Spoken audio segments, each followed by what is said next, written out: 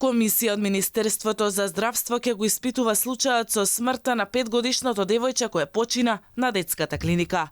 Министерот Таравари не сака да суди пред да го добие извештајот и остава се во рацете на педиатрите, кои ќе прават увид во целата документација како се лекувало детето. Оваа одлука на министерот следи по вонредниот инспекцијски надзор на Државниот санитарен и здравствен инспекторат, каде се утврдени низа недостатоци при третманот на девојчето. Да оставиме комисијата, не би сакал да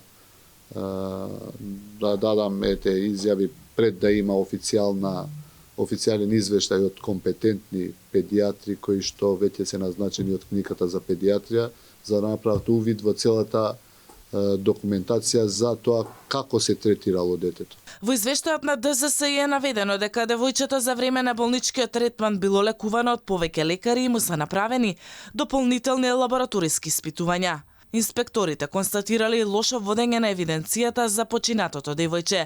Алармантно е што и покрај укажувањата на инспекторатот, се уште на клиниката дежураат само специјализанти.